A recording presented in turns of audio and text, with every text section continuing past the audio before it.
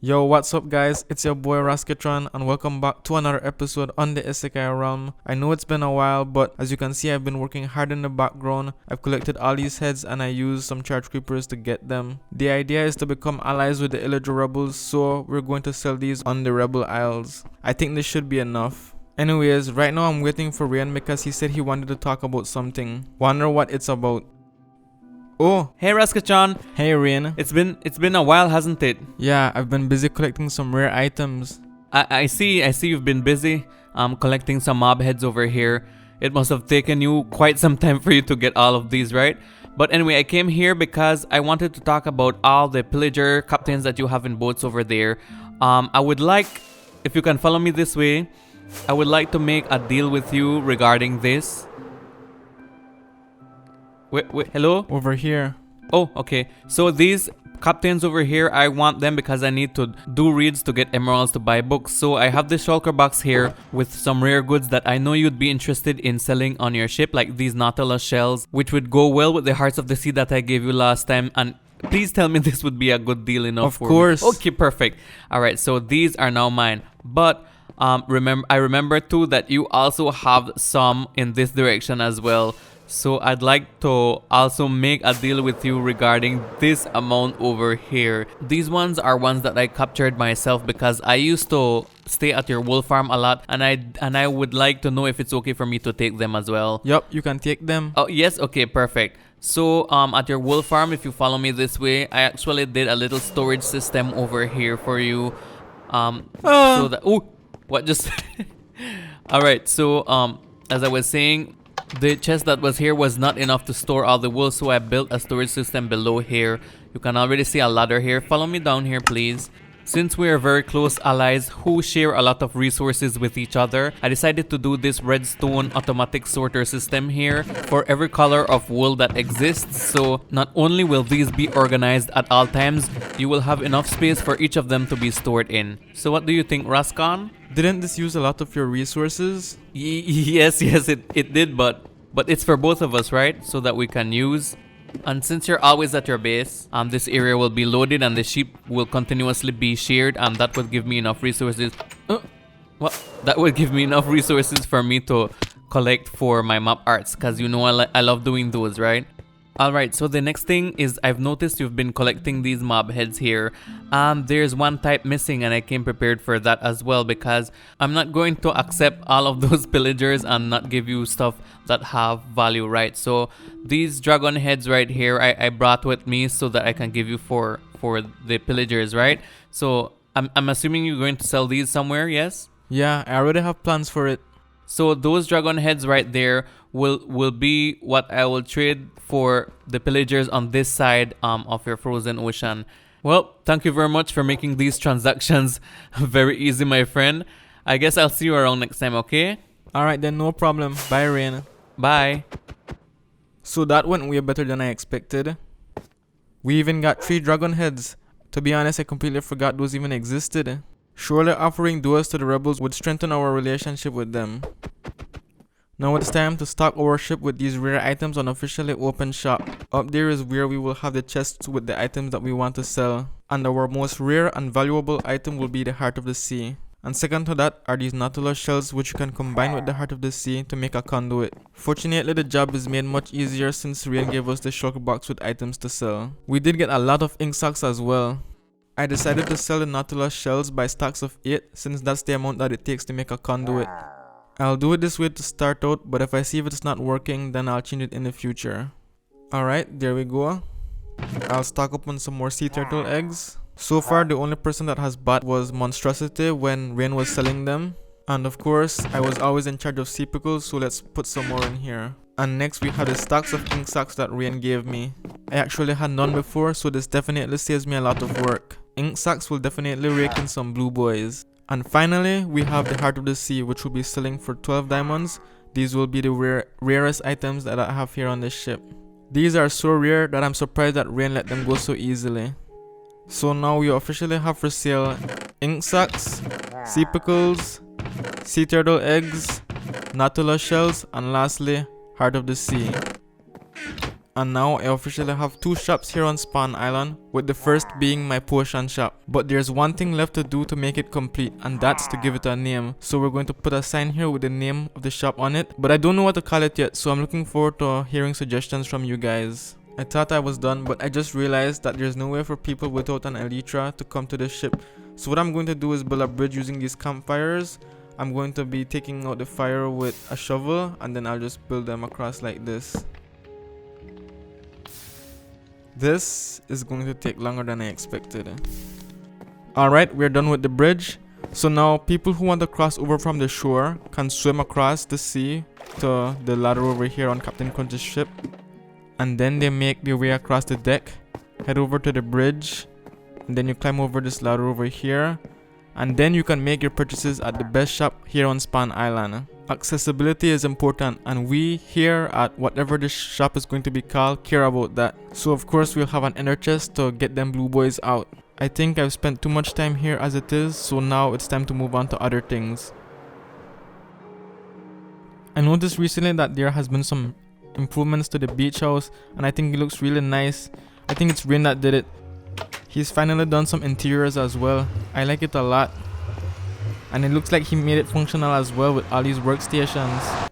Can we take a moment to appreciate how much work Wayne has done by clearing out this area for our Nether Hub project? And it looks like he's done some stuff over here as well. Looks like some kind of farm for the pig people. I wonder how it works. Oh, it looks like there's also a villager here. Cinnamon Toast Crunch. Seems he's building an armor of some sort. Now it's time to put these mob heads for sale, and just as planned, they'll be sold at the Rebel Isles. I wonder how much each of these would be worth. Here in the Nether Hub, I built that portal over there so that I could connect it with the portal that was already at the Rebel Isles. As you can see on the sign, it says Rebel Isles from a parallel dimension, because apparently these islands were brought here through a dimension bomb. Or so I heard. The first thing you'll notice is a hostile mob territory sign to warn others that there are hostile mobs here. So we're going to move over there where the rebel vindicators are so that we can put an item in the chest to be sold, because I'm still attempting to become allies with them. The last time I was here, I actually left a wither skeleton skull in one of these chests. I think, yeah, it's right here. I figured that wouldn't be enough for them, so that's why I decided to collect 3 of each mob head to sell here. Hopefully this time it will be enough for us to become allies. Okay, so that was the last of the mob heads, but unfortunately it seems there's one last chest that we don't have an item to put in. You know what? I realized I came here another time before and something really interesting happened. Guys, I came here to check on the rebels, and I think that's Loki, Buns, and Steve talking about something up there. Should we send in some raids and see how they interact with the rebels? Wait, what did he just say? And shortly after that, the place was attacked. It was a long night, and I fought off hordes of pillagers. It could have easily been hundreds of them. I decided to take higher ground so that I would have the advantage. But it seems that wasn't enough. They were smarter than I thought. I fought with all my might, but in the end, I got completely wrecked. We lost. And because of that, we now have Vindicators spawning with the Illager banner. But the rebels have no use for this, so I decided to sell it here. If you look over here, this is the banner that the rebels use that looks a bit different from the one that the pillagers use. Anyways, we have the prices of the rare items set on these signs for anyone to come and buy. And since they're not raising their axes at me anymore, I think it's safe to set up a base of operations here. There's this abandoned house that I noticed a while back, and I think I can make some renovations for storage and maybe fix up the interiors a bit to make it more livable. I think it has enough space for me to work with. So I'll use this floor up here because it's the safest floor to set up. And also because it has a great view of the rebel shops over there and of the docking area at the back. Actually, let me check if it's safe to come around this area. Okay, perfect. The rebel evoker doesn't seem to be bothered by me. He's not attacking me at all. So I think it's safe to assume that I'm on good terms with the rebels of this island. So a project we will have for the near future is to come and set up an outpost in this building. And something important for anyone who comes to visit this island is written right here on this sign. Right below the warning sign it says, do not kill mobs, do not wear thorns. As you can see, I'm not wearing any thorns on my armor because once one of the rebels hits you, then they will die from damage. Alright, now it's time for me to switch out my diamond helmet for my signature turtle shell helmet so that we can do a bit of adventuring. The last time I was beneath the ice, I was hunting for some drones because I was trying to get some nautilus shells and tridents, and while I was here I saw a ravine somewhere around here. Bubble columns over there means that the ravine is somewhere nearby. Let me go down and check because the last time I found it there were some diamond ores on the walls of the ravine. Okay, this area looks a bit familiar, so I think I'm going in the right direction. I didn't mind the diamonds the last time because I didn't have a pick on me, so this time I hope I don't get killed before I get to find the diamonds because that would suck. Also, I hope I'm in the right ravine. Wait, what's that behind me? Is that an abandoned mineshaft? Do I go in or do I look for the diamonds? It should be in that direction. Maybe there's a quick peek to see if it's safe enough to explore. Looks legit, but it's a bit dark and seems to be riddled with mobs. Maybe if I set down a torch I can see how big it is. You know what?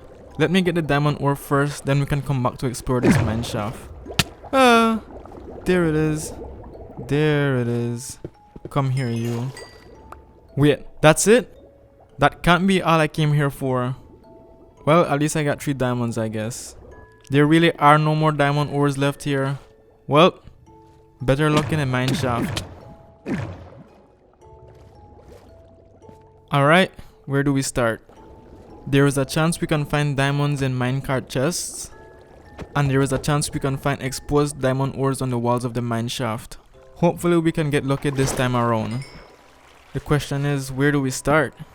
The problem with abandoned mineshafts is that it's a giant maze and it's easy to get lost. So we have to be very careful as we navigate our way through this mineshaft. Oh, nice, nice. We're just at the beginning of the mineshaft and we're already finding diamonds. Stop it! This place is scary. I'll get these because I don't have any iron farm now. I'm on fire. Help. Water. Just kidding. I didn't feel anything. You can't have a mineshaft without the usual cave spider spawners. I found a dungeon with some chests. And a normal spider spawner. Hopefully we can find some diamonds in the chests though. Nothing. I can take this name tag though. Let's see. I guess we can take these music discs and this enchanted book. What? How are drones even down here? We aren't in the ocean or around any water. Yay, more diamonds. Okay, I'm leaving now because it wasn't as successful as I wanted it to be. But at least I got 20 diamonds out of it. These music discs, I decided I'd put it in Rain's shop because he has a section where he sells them and I don't really want them, so yeah, I think I'll just drop them off here. He'll have more use for it. So I'll just put it in his chest with the other C418 records. Before I leave Spawn Island, I should probably check my PO box. Oh, it looks like lots of people received mail. It looks like Loki Buns received mail too. Strange. Anyways, let's see what I got. There's a shady man in the corner. And it looks like that was sent by Pink Slip. I wonder what that could mean. A shady man? And in which corner? When it comes to Pink Slip, the only thing I can think about is his airship tavern here on Spawn Island. I think these notes must be some sort of clue that he wants us to find. And the first place we'll check is his airship. It's not easy for me to fly up there, so I'll take the Nether portal route instead. Okay, we're here. So let's take a look at the corners in this place and see if we can find anything shady. It seems that Pink Slip is still working on this place. It's been like 10 years now or so, I heard. But it's looking really good. I like it a lot. Alright, so shady man in the corner. Let's take a look at the corners and see what we can find. What's this? Nah, that's not anything. What about on the other side? Is there anything? Actually, you know what? Now that I think about it, there was a picture by the portal near the entrance. Can that mean something? It does look like a man in dark clothing, so I guess you can call it a shady man. Did I just hear a witch? So let's see. Is there some kind of secret entrance? Oh, look! It's a switch! I wonder what it does. There's that witch I heard earlier. Are you worthy to enter the black market? I guess. Let me try and see what happens. I heard something, but I don't see anything different. For a moment I thought it was a trap. Maybe something happened outside this room. But I don't think there's space for anything to happen at all. It has to be here though. It sounded really close. Oh, I see an opening. So it was a secret door after all. I have to be careful because I don't want to fall victim to any traps. I see a witch and some barrels. The witch does seem to be behind glass panes, so I think it's safe to go in. I'm curious to see what this black market has inside. It's a bit dark in here, and it does look a bit spooky. This seems very fitting for a black market. It must have been a lot of trouble to get a witch in here. She must be the one selling the goods, I think. Let's see what we have in here. It says trade 1 mending book. Oh, so it's not for sale? So what do they have for trade? Curse of vanishing? So we have curses? I didn't know that. And what's in this one? Curse of binding. And these are a combination of both curses. Interesting. Oh, what are these? I haven't seen these before, I think. Netherite ingot must be that thing that people are using to upgrade their stuff. I'll definitely buy some of these. How much is it? 10 diamonds, wow. Kinda pricey, but I suppose they are rare. I'll buy 2 of them with the 20 diamonds that I got from the ravine and mineshaft earlier. There we go. Seems the witch is pleased. Or maybe not, cause she keeps looking at me. So creepy. So I guess the right thing to do would be to close the black market entrance because it's intended to be a secret, right? Okay, it's closed and it's seamless. Wow, it's almost like nothing was there at all. Okay, I think I'm supposed to come to this guy, Cinnamon, to upgrade my gear. And the pink slip said I should use the interface on this workstation here. Oh, and it seems that Cinnamon finished the armor set that she was working on. I wonder what an enchanted gold armor would be used for. Hi, I came to upgrade my gear. He seems to be concentrating on his work. Alright, let's see. I'll upgrade my sword first. So I'll put it in that slot there, and it's going to be my looting sword. Now I need to put the netherite ingot in the other slot. And now we have a netherite sword with all our enchantments intact. This is awesome. I really like the color too. Not sure what the benefits are, but it looks cool. Next, with my final ingot, I'll upgrade my silk touch pickaxe. Time to head back to the base because we can't have an episode without getting some building done. And I do have a good idea of what to build. I should also repair this ruined portal here because I keep forgetting to do it. I'll ask Rian to link it up with a portal on the other side cause I'm not sure how to do that myself. Wait, what? Oh, I have to replace this purple obsidian thingy. Alright, now it should light up properly. There we go. Well, now it's time to get to work.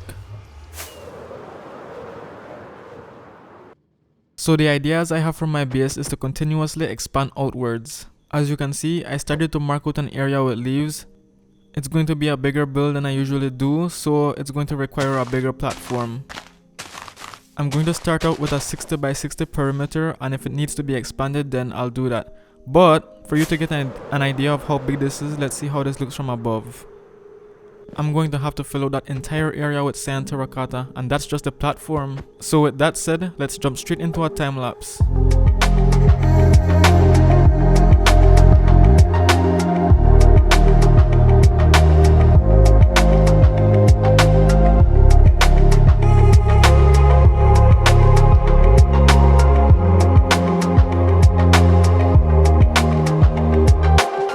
There it is.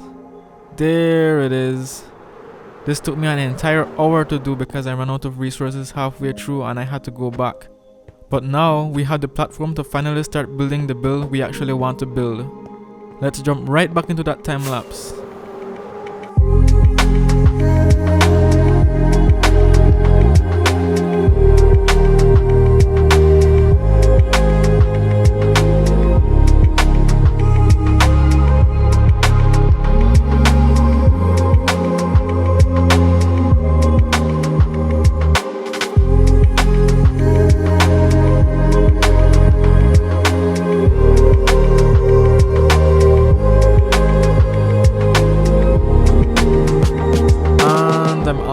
concrete. I underestimated the amount of resources that I would need for this project. And apparently, this is becoming an unintentional mob farm. I have to be careful. Give me back my concrete, you. Yeah, I don't even have sand to make the concrete. I'll have to go out and buy some. Fortunately, a new shop opened on Spawn Island. And hopefully the sand is affordable. So this is it right here, Fergus Glassworks. This is a shop that also sells sand. 1 diamond for each stack, that's not bad. Hey, seems to be selling really well. And 2 diamonds for the glass, that's not bad. Actually, I'll buy it now because I need some light grey stained glass for my build. There we go, Protronox is making some good money from these items. And this building looks really amazing, Rain did a great job. Finally done with the build guys, and I'm really proud of this one. It took a lot of trial and error because I wasn't sure what I wanted to do, but I think it paid off. This design looks really sleek and it fits in with the rest of my base. This design has a center sky axis, as you can see here. I think it's good to have an opening in the building so the top isn't just flat and white. And you can also just fly out easily like this. Whoops, I missed.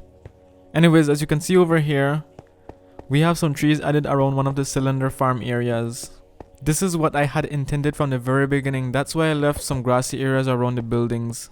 But it's actually Rain who's doing this terraforming for me because he's really good at it.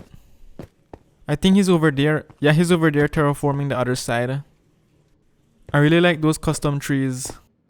I also went ahead and did another large platform like the previous one. I'm not sure what I'll use this one for, but maybe I can use it to build a village. This is what the additions look like on the map.